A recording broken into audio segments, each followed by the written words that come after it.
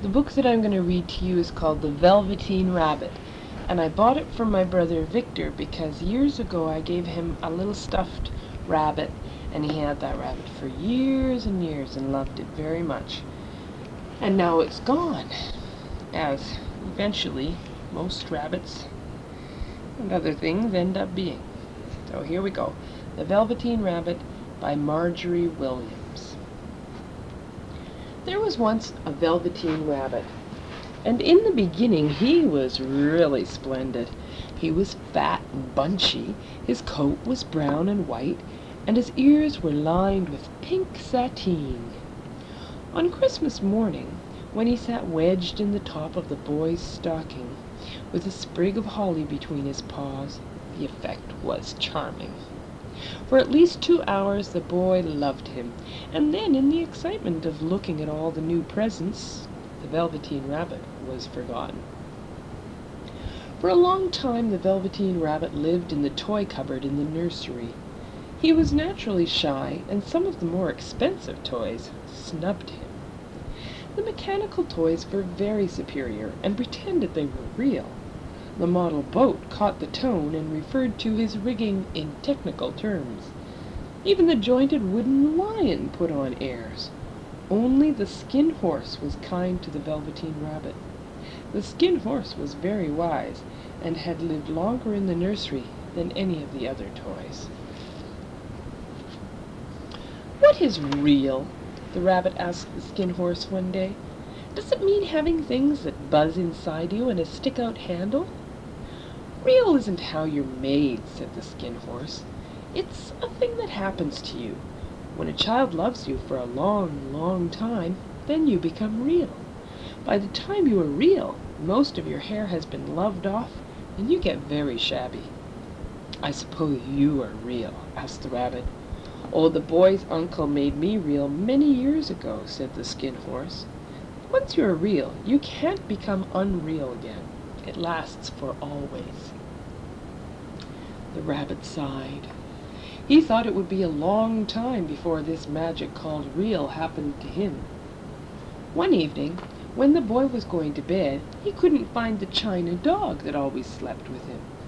"Here," said Nana, who ruled the nursery, "take your old bunny. He'll do to sleep with you." That night, and for many nights after, the Velveteen Rabbit slept in the boy's bed. At first, the rabbit found it rather uncomfortable. Then he grew to like it, for the boy made nice tunnels for him under the bedclothes that he said were like the burrows the real rabbits lived in.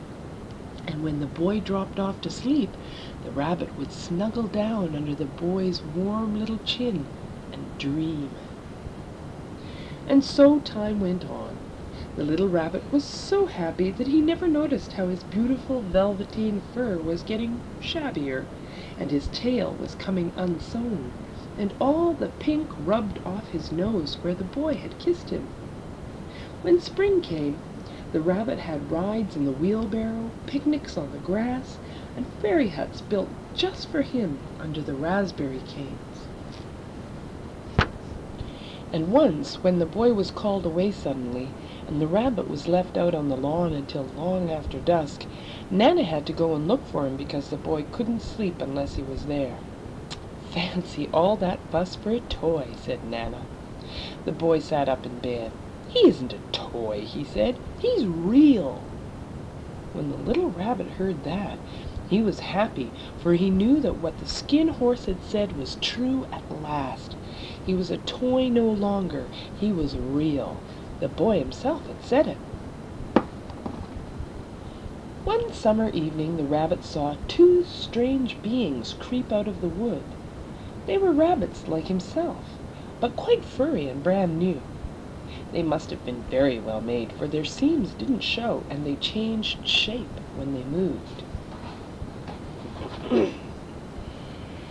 They stared at him, and the little rabbit stared back, and all the time their noses twitched.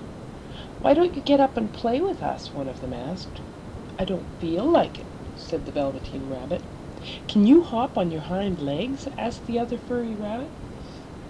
"I don't want to," answered the Velveteen Rabbit again. One of the rabbits came up very close and sniffed. "He hasn't got any hind legs," the furry rabbit called out, "and he doesn't smell right.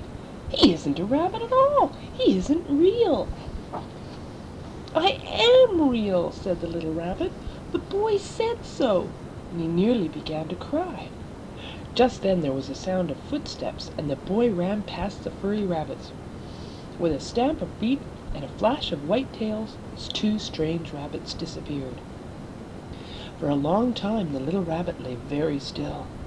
Presently the sun sank lower, and the boy came and carried him home. Then one day the boy grew ill. His face grew flushed, he talked in his sleep, and his little body was so hot that it burned the rabbit when he held him close. It was a long, weary time, for the boy was too ill to play. But the little rabbit snuggled down patiently and looked forward to the time when they would play in the garden in the wood like they used to. Presently the fever returned, and the boy got better. The doctor ordered that all the books and toys that the boy had played with must be burned. So the little rabbit was put into a sack and carried out into the garden. Nearby he could see the raspberry canes that he had played in with the boy. He thought of the skin horse and all that he had told him.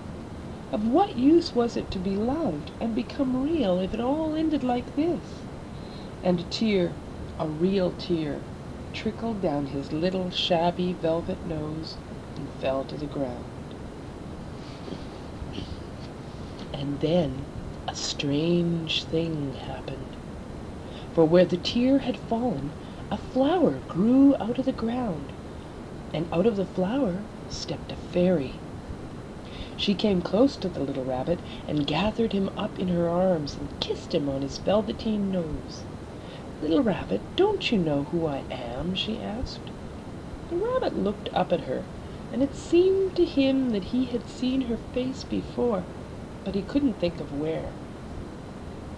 "I am the nursery magic fairy," she said.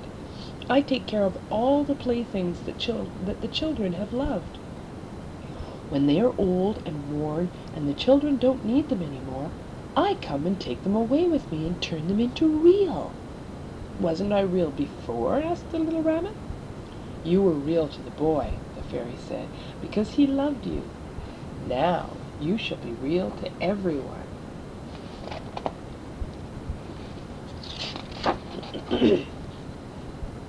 And she held the little rabbit close in her arms and flew with him into the wood.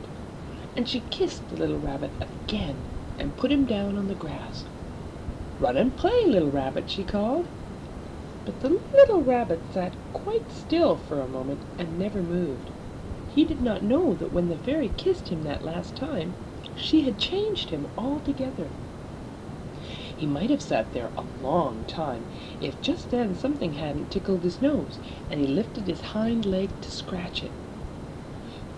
And he found that he actually had hind legs. Instead of dingy velveteen, he had brown fur, soft and shiny, and his ears twitched by themselves. He gave one leap, and the joy of using those hind legs was so great he went springing about, jumping sideways and whirling around as the others did, and he grew so excited that when he did stop to look for the fairy, she had gone. He was a real rabbit at last, at home with the other rabbits. Autumn passed and winter, and in the spring the boy went out to play in the wood. While he was playing, two rabbits crept out and peeped at him. One of them was golden brown all over, but the other had strange markings under his fur, as though long ago he had been stuffed. The boy thought to himself, "Why, he looks just like my old bunny that was lost when I had scarlet fever." But he never knew that it really was his own bunny, come back to look at the child who had first helped him